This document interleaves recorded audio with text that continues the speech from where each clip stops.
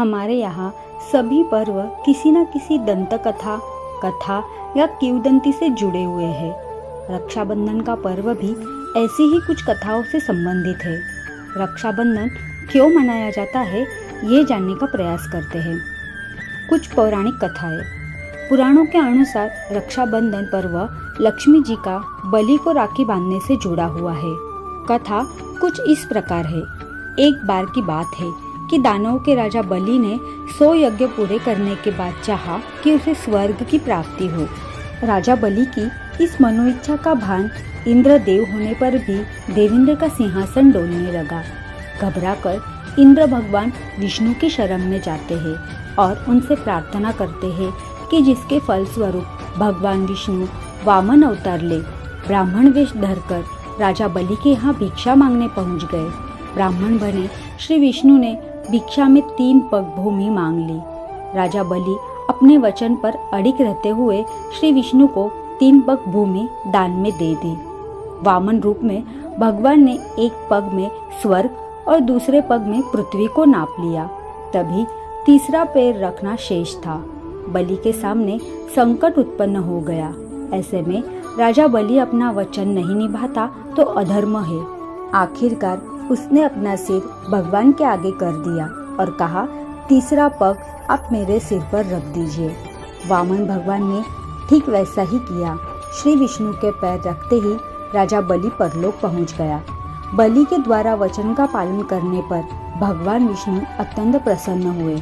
उन्होंने आग्रह किया कि राजा बलि उनसे कुछ मांग ले।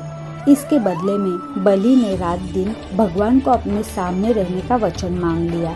श्री विष्णु को अपना वचन का पालन करते हुए राजा बलि का द्वारपाल बनना पड़ा।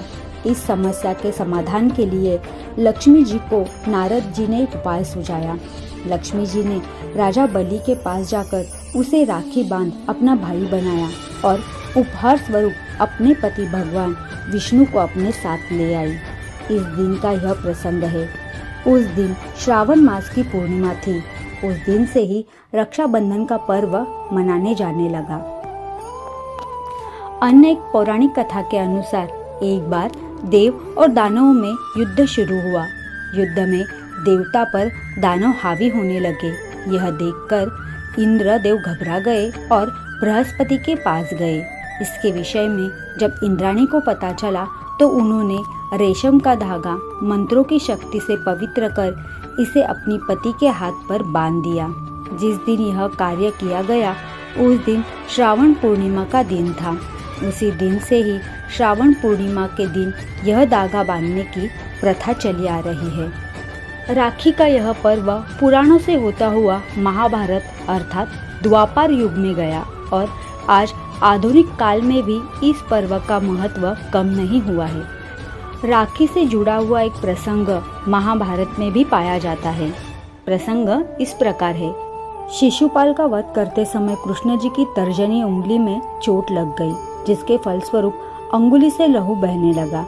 लहू को रोकने के लिए द्रौपदी ने अपनी साड़ी की किनारी फाड़कर श्री कृष्ण की अंगुली पर बांध दी। इसी ऋण को चुकाने के लिए श्री कृष्ण ने चीरहरण के समय द्रौपदी की लाज बचाकर इस ऋण को चुकाया था। इस दिन की यह घटना है। उस दिन भी श्रावण मास की पूर्णिमा ही थी।